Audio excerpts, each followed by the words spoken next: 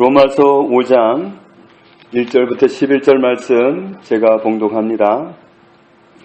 그러므로 우리가 믿음으로 의롭다 하심을 받았으니 우리 주 예수 그리스도로 말미암아 하나님과 화평을 누리자. 또한 그로 말미암아 우리가 믿음으로 서 있는 이 은혜에 들어감을 얻었으며 하나님의 영광을 바라고 즐거워하느니라. 다만 이뿐 아니라 우리가 환난 중에도 즐거워하나니 이는 환난은 인내를, 인내는 연단을, 연단은 소망을 이루는 줄 알미로다. 소망이 우리를 부끄럽게 하지 아니함은 우리에게 주신 성령으로 말미암아 하나님의 사랑이 우리 마음에 부은 바 됨이니 우리가 아직 연약할 때에 기약대로 그리스도께서 경건하지 않은 자를 위하여 죽으셨도다.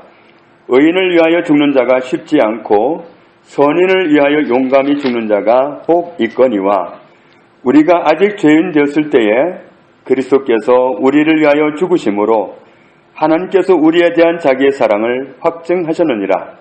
그러면 이제 우리가 그의 피로 말미암아 의롭다 하심을 받았으니 더욱 그로 말미암아 진노하심에서 구원을 받을 것이니 곧 우리가 원수 되었을 때에 그의 아들의 죽으심으로 말미암아 하나님과 화목하게 되었은즉 화목하게 된 자로서는 더욱 그의 살아나심으로 말미암아 구원을 받을 것이니라.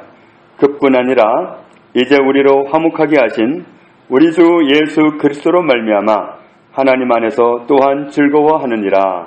아멘. 우리 10절 말씀을 함께 읽겠습니다.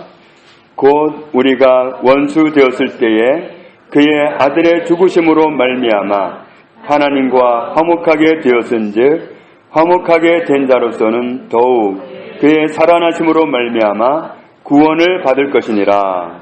아멘. 10절 말씀에 의하면 하나님과 우리 사이가 좋지 않은 관계였다. 원수였었다. 이렇게 말씀합니다. 왜 그렇게까지 되었을까? 골로새서 1장 21절에 전에 악한 행실로 멀리 떠나 마음으로 원수가 되었던 너희를 이렇게 말씀합니다. 우리의 악한 행실로 인해서 하나님과 원수가 되었다. 그 악한 행실로 인해서 마음으로 하나님과 거리가 생기고 멀어졌다는 사실을 말씀하는데 이 악한 행실을 다른 말로 바꾸면 로마서 5장 8절에 우리가 아직 죄인 되었을 때에 이렇게 표현합니다. 우리가 행한 악한 행실은 우리가 하나님 앞에 죄를 지은 겁니다. 우리의 죄가 하나님과 우리 사이를 멀어지게 만들었다는 거죠. 실제로 이사야 59장 2절에 오직 너희 죄악이 너희와 너희 하나님 사이를 갈라놓았고 우리가 하나님께 죄를 지으면 우리의 죄가 하나님과 나 사이를 갈라놓습니다. 관계를 갈라버립니다. 그러면 이게 원수가 되는 거죠. 관계를 갈라버리면 하나님의 피조물인 우리에게 하나님이 없는 상태, 하나님을 멀리해버렸으니까 하나님이 없는 상태, 이런 상태는 죽음을 뜻합니다. 하나님이 우리를 지으셨을 때 하나님이 우리의 생명이기 때문에 하나님이 없다는 건 생명이 없는 걸 말합니다. 아담 이후로 모든 사람은 생명 되시는 하나님을 떠나서 하나님 없는 상태에서 출생을 했습니다. 생명 없는 상태가 되었는데 이런 상태를 하나님과 원수된 관계 이렇게 표현하는 거죠. 하나님과 원수이고 또 생명도 없고 하나님 안 계시고 하나님과 멀어졌고 하나님과의 관계가 깨어졌고 우리가 이런 상태였다. 그런데 하나님과 원수된 관계를 화목으로 바꾸지 않으면 영원한 멸망이죠. 그런데 우리에게는 바꿀 방법이 없습니다. 죄를 한번 묻히기는 쉬운데 묻힌 다음에는 방법이 없어요. 떼낼 수가 없습니다. 죄를 짓지를 말아야지 죄를 짓고 나면은 방법이 없습니다. 그래서 우리의 죄를 우리가 스스로 해결할 수 없습니다. 그렇기 때문에 하나님이 개입하시지 않으면 우리는 이 죄에서 벗어날 방법이 없습니다. 이 죄라는 건 단순히 어떤 사람이 그냥 실수하고 이런 문제이기보다는 배후에 영적인 문제가 개입이 되기 때문에 이걸 벗어날 방법이 없는 겁니다. 그런데 하나님이 개입을 하셨다는 말씀이죠.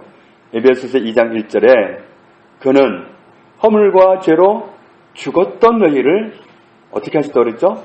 살리셨도다. 허물과 죄로 죽었던, 진짜 우리가 생명이 없었다는 거예요. 하나님 없으면 생명이 없는 겁니다. 그런 상태였던 우리에게 하나님이 개입을 하셨다. 그래서 우리를 살리셨다. 어떻게 살리셨을까요?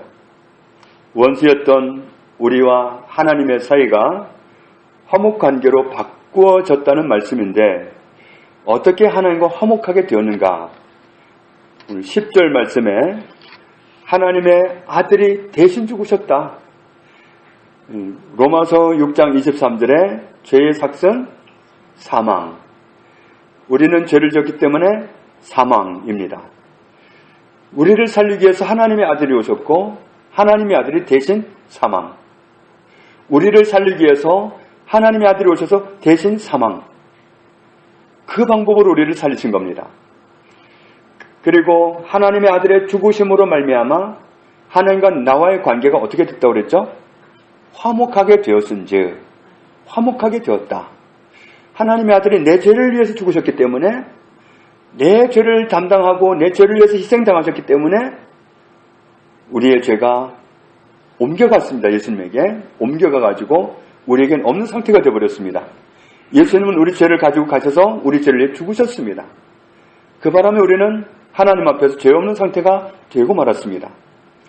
물론 이 상태는 우리가 믿음이 포함되어야 됩니다. 우리가 믿음으로 말미암아 의롭다함을 받았은즉, 오늘 말씀에 그 내용이 나오잖아요. 믿음으로 의롭게 되는 겁니다. 믿음으로 하나님의 아들이 오셔서 내 죄를 담당하고 대신 죽으심으로 나는 죄 없는 사람, 나는 의인이 되었다. 이 사실을 믿음으로 의인이 되는 거예요. 하나님이 나를 의인 만드시기 위해서 예수 그리스도를 보내셔서 이루어 놓으신 그 공로를 믿음으로 의인이 되는 겁니다. 믿음으로 하나님과 화목하게 되는 겁니다. 이런 관계를 하나님이 허락해 주셨다. 은혜를 베푸셨다는 말씀이죠. 하나님의 아들이 죽으신다는 것은 사실은 말이 안 되는 일입니다. 하나님은 죽으실 수 없는 분이에요. 예수님은 하나님의 아들이기 때문에 하나님입니다. 육신을 입고 나타났으니까 육신의 모습으로 보이는 거지 실상 그분은 하나님이십니다. 하나님은 죽을 수가 없습니다. 그런데 말도 안 되는 일이 벌어진 겁니다. 그리고 그 아들의 죽으신 그 결과로 원수였던 하나님과 나 사이가 화목 모드로 바뀌었다는 거죠. 이것이 오늘 말씀 우리에게 알려주시는 하나님의 소식입니다. 하나님의 아들이 죽으셨는데 왜 하나님과 나 사이의 관계가 회복되는 거죠? 로마서 5장 6절을 보면은 하나님의 아들이 왜 죽으셨느냐가 나오죠. 경건하지 않은 우리를 위해서 대신 죽으셨다. 경건하지 않은 상태는 어떤 상태냐면 7절에 예수님이 의인을 위해 죽으신 게 아니다. 선한 사람을 위해 죽으신 게 아니라 8절에 죄인된 우리를 위해서 대신 죽으신 거다. 그러니까 경건하지 않은 자를 위해 죽으셨다는 건 죄인을 위해 죽으셨다는 거예요. 이 죄인을 위해서 하나님의 흠없는 아들이, 죄 없는 아들이 대신 죽으심으로 하나님과 나 사이가 화목되었다. 예수님의 죽으심은 처음부터 목적이 있었습니다. 예수님은 오셔서 처음부터 메시지를 전하실 때 나는 죽기 위해서 왔다고 말씀하시는 거예요. 제자들이 그 말을 알아들었을까요? 나는 죽기 위해서 왔다. 베드로가 정말 말도 안 되는 일이라고 그러실 수 없다고 말렸잖아요. 마태복음 20장 28절에 인자가 온 것은 섬김을 받으려 함이 아니라 도리어 섬기려 하고 자기 목숨을 많은 사람의 대속물로 주려 함이니라. 자기 목숨을 주기 위해서 오셨어요. 우리를 위해 죽어주시기 위해서 오셨어요. 골로새서 1장 20절에 그의 십자가의 피로 화평을 이루사 만물 곧 땅에 있는 것들이나 하늘에 있는 것들이 그로 말미암아 자기와 화목하게 되기를 기뻐하심이라. 화목하게 되는 걸 너무도 하나님이 원하셨다는 거예요. 예수님이 그걸 너무도 원하셨기 때문에 자기 몸을 내주신 거예요. 골로새서 1장 22절에 이제는 그의 육체의 죽음으로 말미암아 화목하게 하사 너희를 거룩하고 흠없고 책망할 것이 없는 자로 세우고자 하셨으니, 우리를 하나님 앞에 책망받을 일이 없는 흠없는 모습으로 세우기를 원하셔서 우리의 죄를 담당하고 죽으신 겁니다. 그래서 우리의 죄는 예수님이 죽으실 때 예수님에게 넘어가서 다 청산이 되어버렸어요. 예수님이 죽으신 것 동시에 우리는 죄 없는 상태가 되어버렸어요. 예수님 때문에 나는 의인이 된 겁니다. 이 사실을 믿는 것이 하나님의 구원을 받아들이는 겁니다. 하나님의 아들이 오신 것은 우리를 구원하시기 위해서인데 그렇게 구원하신 거예요. 흠 없는데 죄 없는데 우리 죄를 갖다가 대신 죽으신 거예요. 그래서 우리는 죄가 엉겁게를 죄가 사라지고 의인이 됐습니다. 예수 그리스도의 피로 말미암아 우리는 의롭게 되었습니다. 요한일서 4장 10절에 하나님이 우리를 사랑하사 우리 죄를 속하기 위하여 화목제물로 그 아들을 보내셨습니다. 화목제물이 되기 위해서 작정하고 오신 분이 예수님입니다. 화목제물이 되려고 하나님과 화목하게 하는 그 목적으로 희생당하기 위해서, 희생양이 되기 위해서 화목제물의 용도로 예수님은 오신 겁니다. 그 예수님의 희생으로 오늘 우리가 하나님의 의로운 자녀가 된 겁니다. 하나님과 화목하게 된 겁니다. 하나님과 화목하지 않으면 문제가 보통 복잡한 게 아닙니다.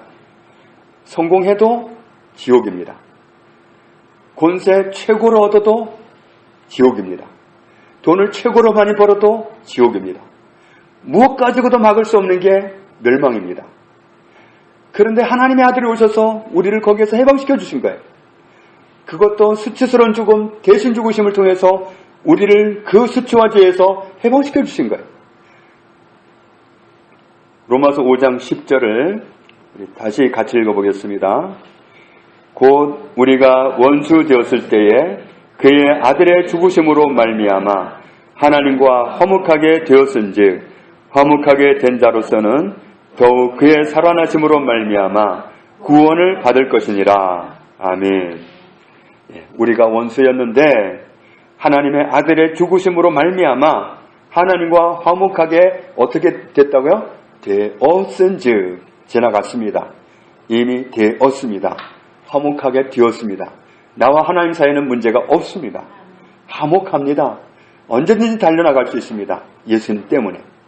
예수님이 우리를 의인 만들어주셨기 때문에 예수님 믿고 예수님 때문에 담대하게 나갈 수 있는 겁니다. 히브리서 4장 16절에 우리는 오늘도 내일도 때를 따라 돕는 은혜를 얻기 위해서 은혜의 보좌 앞에 쭈삣쭈삣이 아니라 담대하게 나갈 수 있습니다. 예수 그리스도 때문에 우리에게 이루어진 축복입니다. 모든 성경은 말씀하죠. 에베소서 2장 14절에 그는 우리의 화평이신지라. 둘로 하나를 만드사 원수된 것 곧 중간에 막힌 담을 자기 무엇으로 하시고 육체로 하시고, 또 에베소서 2장 16절에 또 십자가로 이 둘을 한 몸으로 하나님과 화목하게 하려 하심이라. 원수된 것을 무엇으로 소멸하시고 십자가로 소멸하시고, 십자가로 원수되었던 그 원수라는 그 관계를 해결을 해버렸습니다. 우리와 하나님 사이는 원수가 아닙니다. 화목합니다. 예수님 때문에. 와, 내가 살아온 삶이 어떤데요? 내놓기 부끄럽잖아요. 그렇지 않습니다. 그리스도가 그걸 다 청산해버렸습니다. 그걸 다 해결해버렸습니다. 다 이루었다고 하셨습니다. 십자가에서. 다 이루었다는 말이 사실은 다 치루었다는 말씀입니다. 상업용어입니다. 그건. 우리의 죄값을 다 치루었다는 얘기입니다. 다 치루었다. 다 끝냈다는 얘기입니다. 그래서 하나님은 그 아들에게 피하는 사람에게는 죄를 묻지 않으십니다. 죄를 기억하지 않으십니다. 다 해결되었기 때문에 우리는 하나님과 화목합니다. 그렇다면 우리가 좀 원점으로 돌아가서 우리가 하나님과 원수였었는데, 죄인이었었는데 하나님 앞에서 어떻게 그렇게 되었을까? 사람이 어떻게 하면 죄인이 되는 거죠? 죄인이 되는 원리는 로마서 5장 19절에 나옵니다. 하나님께 불순종하는 게 죄의 뿌리입니다. 다른 게 죄가 아니라 불순종입니다. 하나님이 뭘 말씀하시는데 그걸 순종하지 않는 것. 그게 죄의 본질입니다. 뿌리입니다. 뭐 살인죄를 짓고 뭐 도둑질을 하고 간음죄를 짓고 그런 게 죄가 아니라 그 죄의 본질은 불순종입니다. 하지 말라 하는 것을 하는 것, 하라고 하는 것을 안 하는 것, 이 불순종이 죄의 뿌리입니다. 그런데 불순종 안 한 사람이 어디 있습니까? 그래서 죄 없는 사람은 없으니 몇 명 정도가 없다고요? 한 명도 없다. 하나도 없다. 모든 사람이 죄를 범하였음에 하나님의 영광에 이르지 못하더니 그리스도 예수 우리 주 안에 있는 구속으로 말미암아 하나님과 화목하게 된 겁니다. 로마서 4장에 보면은 아브라함도 죄인이었겠죠. 아브라함도 하나님과 원수였겠죠. 그런데 아브라함을 의인이라고 하나님이 부르십니다. 아브라함이 어떻게 해서 의인이 됐다고 그랬죠? 하나님을 믿었기 때문에. 하나님이 뭘 말씀하시면 믿었어요. 믿으면 순종하게 돼 있어요. 안 믿으면 순종 안 합니다. 순종을 안 한다는 건 안 믿는다는 거예요. 불순종이 왜 일어나느냐 하면 에베소서 2장 2절에 보면 불순종하도록 역사하는 영이 있습니다. 사람이 괜히 불순종하는 게 아닙니다. 불순종하도록 역사하는 영이 그렇게 이끄는 겁니다. 그러니까 나도 모르게 불순종했지만 불순종하고 싶은 생각이 들어와서 불순종했지만 그 생각을 누가 준 거예요? 사탄이 준 거예요. 마귀가 준 겁니다. 그렇게 조정하는데 그 조정하는 걸 생각으로 와서 하기 때문에 보이지 않게 와서 하기 때문에 우리는 모릅니다. 눈치도 못 채고 그냥 당했던 겁니다. 어떻게 불순종하게 되느냐 하면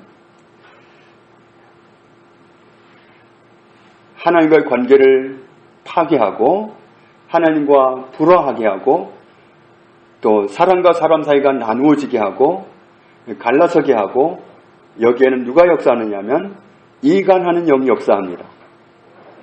이간하는 영은 의심하게 합니다. 의심은 다른 말로 하면 못 믿게 만드는 겁니다. 하나님이 정말로 너희에게 선악을 알게 한 열매를 왜 못 먹겠다고 생각하느냐? 하나님이 정말 너희를 사랑해서 그런 줄 아니? 너희가 하나님처럼 될까봐 그런 거야. 이게 거짓말인데 의심을 집어넣어 주는 겁니다. 그게 이간입니다. 있지도 않은 얘기를 집어넣어가지고 있지도 않은 얘기를 그런 생각을 집어넣어가지고 하나님을 의심하게 함으로 떠나게 하는 겁니다. 있지도 않은 얘기를 만들어가지고 상대방을 의심하게 해서 갈라서게 만들고 복잡하게 만들고 그럽니다.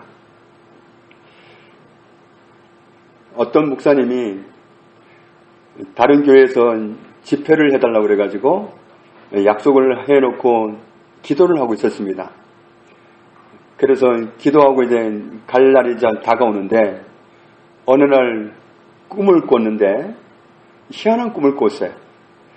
아주 정말 흉측한 그런 존재가 나타나더니 박수를 하면서 와 내가 했는데 내가 한 짓인데 이 바보 같은 것들 그러더라는 거예요.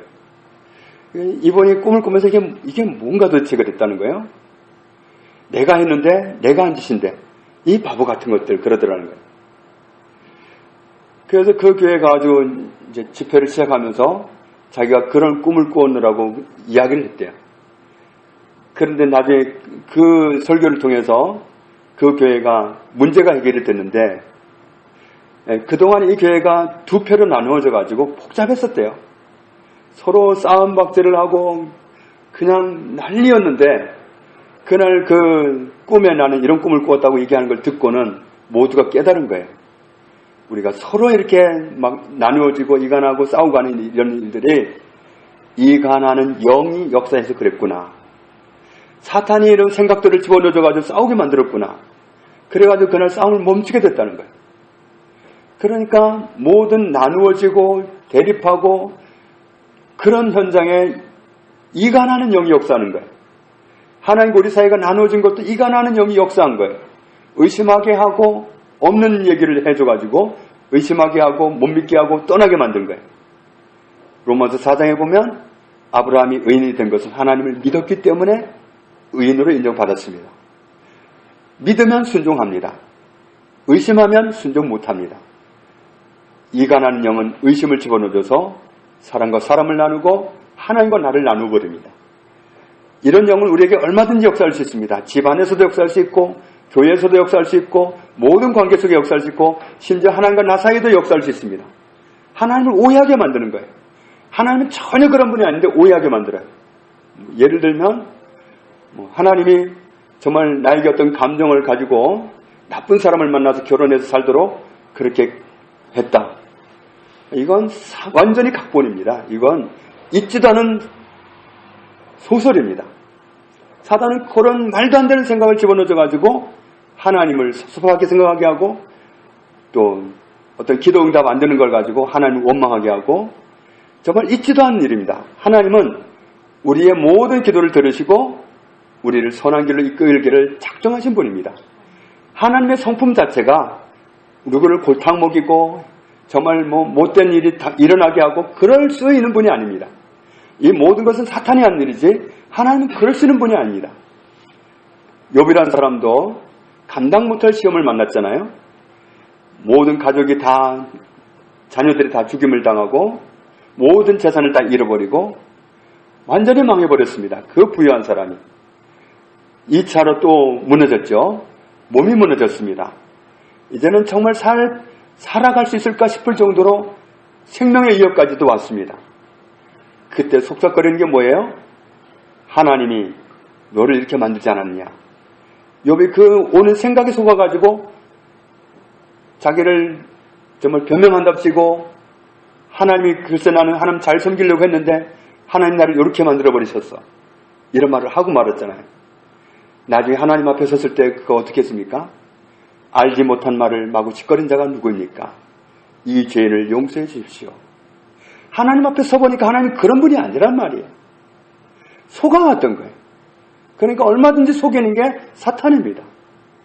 사탄은 우리에게 질병을 주는 그런 장본인이면서 하나님이 나에게 암병을 주셨다느니 말도 안 되는 얘기를 하게 만들고 생각을 하게 해서 하나님을 멀어지게 만들려고 이간을 시킵니다. 이간하는 영은 어디에나 역사할 수 있기 때문에 우리는 이 영을 주의해야 됩니다. 하나님과 화목하지 못했을 그때 우리는 이간한 영에 당한 겁니다. 또 어떤 사람들과 불화하게 되고 나누어지게 된다면 이간한 영이 역사하기 때문에 이건 이간한 영을 다스려야 됩니다. 나와 아무개 사이를 갈라놓으려는 이간한 영은 예수 그리스도 이름으로 떠나라. 이간하는 영을 다스려야 돼요. 그렇지 않으면 인간적으로 해결하려고 무릎 꿇고 빌어도 안 되고 아니면 정면으로 해결한다고 싸움박질해도 안 됩니다. 주먹질해도 안 되고 물건 날려도 안 됩니다. 이건 이간한 영을 다스려야 될 문제지 싸워서 될 문제가 아니에요. 그런데 대부분은 이런 영적인 세계를 모르기 때문에 육체적인 육박전을 하려다가 점점 모든 게 엉망이 되고 말이죠. 꼬일 뿐이죠. 그때 사단이 하는 말이 있겠죠. 내가 한 건데, 내가 한 짓인데 이 바보 같은 놈, 그러겠죠. 우리는 더 이상은 바보가 되지 말아야 되겠습니다. 이간한 영, 그들의 존재를 발견할 때마다 예수님 이름으로 차단하고 추방하고 정말 하나님 우리를 화목하게 하셨기 때문에 또 모든 사람과 할 수 있으면 화목하라. 모든 사람과 주님의 말씀 가운데 거할 수 있는 저와 여러분 되기를 주님의 이름으로 축복합니다. 하나님 아버지 감사합니다. 우리와 하나님 사이가 처음에 화목이 깨진 것은 이간하는 영 사단 때문이었습니다. 그런데 하나님이 우리를 구원해 주신 것 감사합니다. 예수 그리스도 흠없는 하나님의 아들이 우리 죄를 위하여 대신 죽임 당하심으로 우리와 하나님 사이가 화목하게 된 것을 감사합니다. 이제 하나님과 화목되었기 때문에 즐거워하라 하셨고 화목하게 하신 하나님의 이 복음을 모든 사람에게 증거하셨사오니 우리가 순종하기 원합니다. 우리 삶 속에 파고드는 이간의 영을 분별할 수 있는 안목을 주시고 볼 때에 대적하고 몰아내서 화목하게 하신 하나님의 은혜를 가정에서도 교회에서도 모든 관계에서도 누리게 하시며 하나님께 영광 돌리며 살아가는 저희들 다 되게 하여 주옵소서. 예수님의 이름으로 기도합니다. 아멘.